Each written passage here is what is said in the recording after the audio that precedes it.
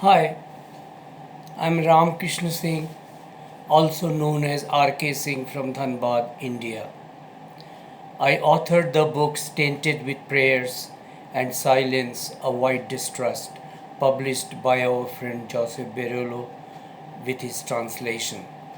Thanks, dear Joseph, for inviting me to the second edition of the Seeds of Youth 21st Century event. You and your colleagues have been untiringly working to uplift the spirit of poets and artists dedicated to increasing awareness. It's very inspiring.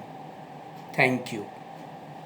I'm a retired professor now, and frequently relapse into the past, especially the unforgettable one like the ongoing pandemic that hurts the humanity as a whole.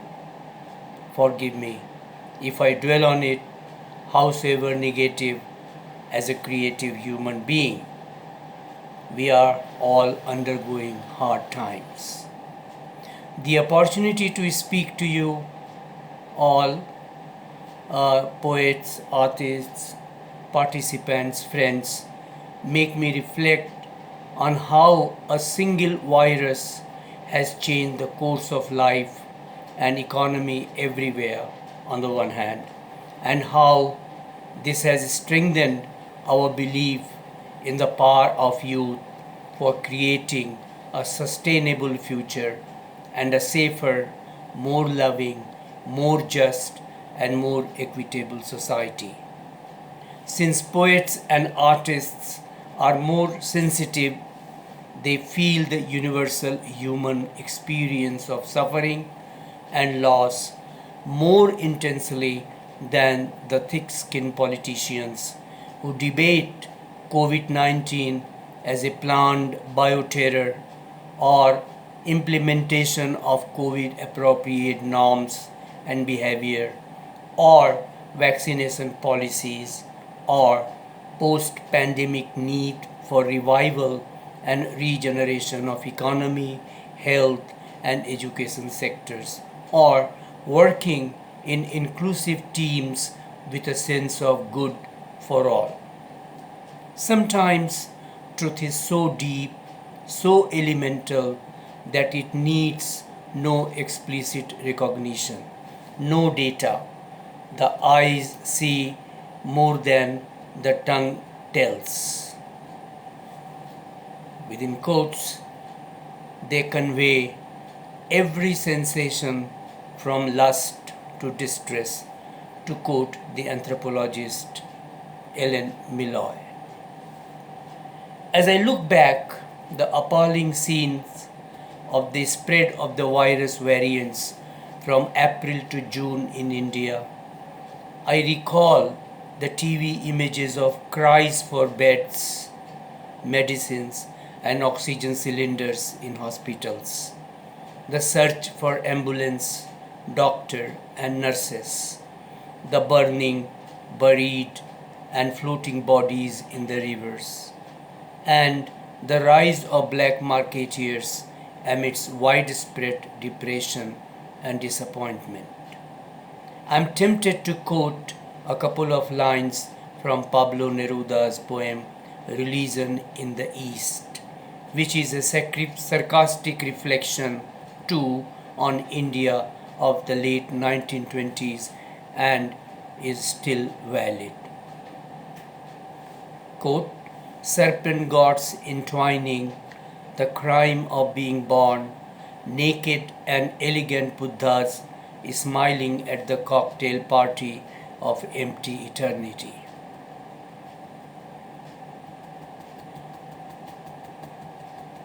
Even gods proved enemies of the poor human beings. I wish to emphasize how early this year thousands of young men and women suffered an insensitive and unresponsive system, endured the miseries of total lockdown, and witnessed millions of mentally depressed and economically worn out people during the peak of the massive health crisis that required a quick, rational, and humane handling. The general impression was that the state had abdicated its responsibility to the seriously sick and vulnerable, the elderly and the living alone, and the poor and needy. The government didn't care to save the life of the common man that had voted it to power, but did everything possible to cover up their failure.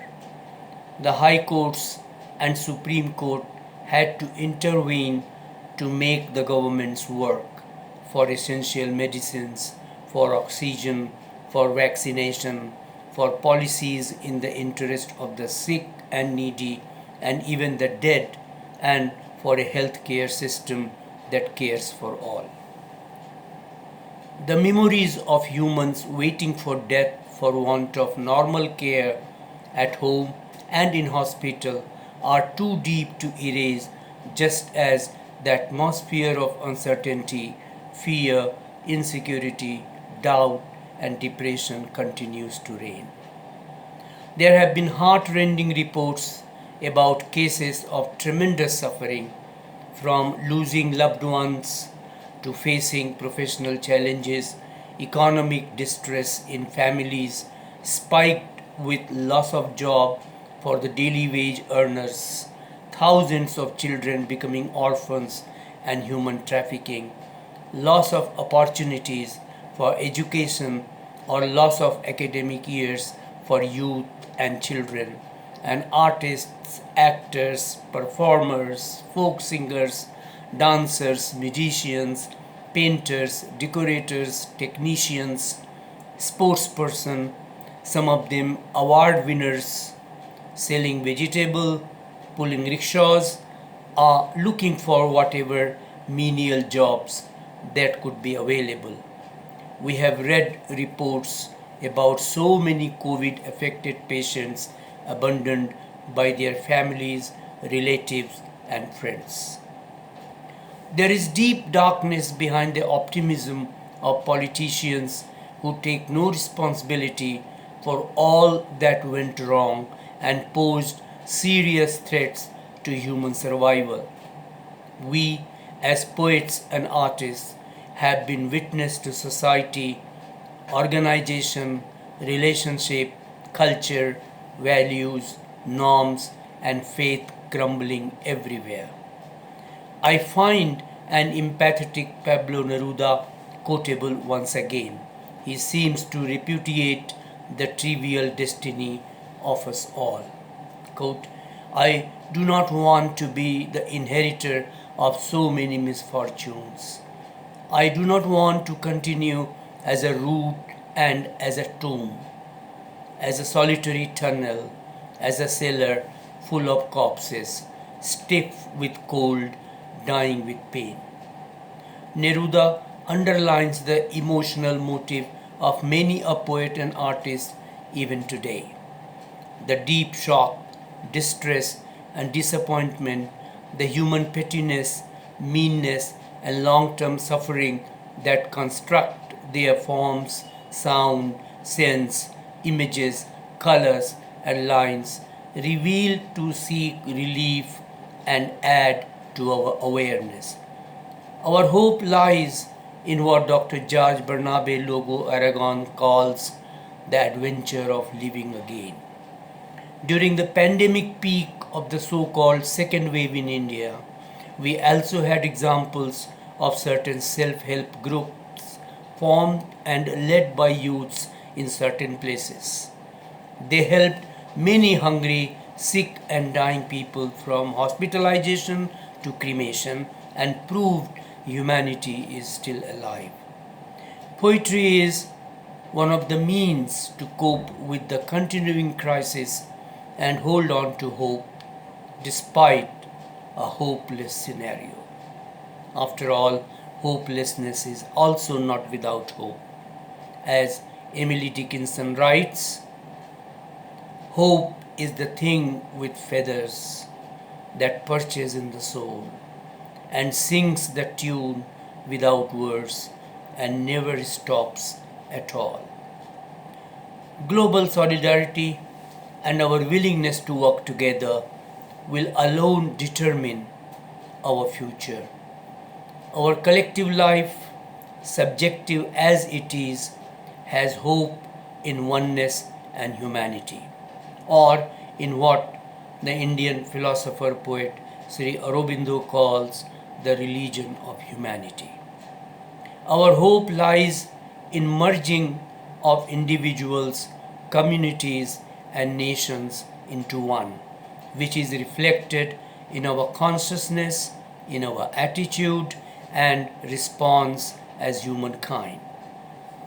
We must see the spiritual reality, as so many poets and artists do, behind the facade of various issues, and save ourselves from national egoism, which is separative, divisive, violent, and repressive of the native urge for freedom, equality, and brotherhood that are also the attributes of the spirit, as Sri Aurobindo points out.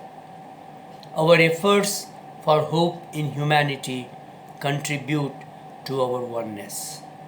This is recreating ourselves, reliving in awareness, negotiating metaphors of differences and issues of existence, and becoming one with everyone to meet any future challenge. Thank you.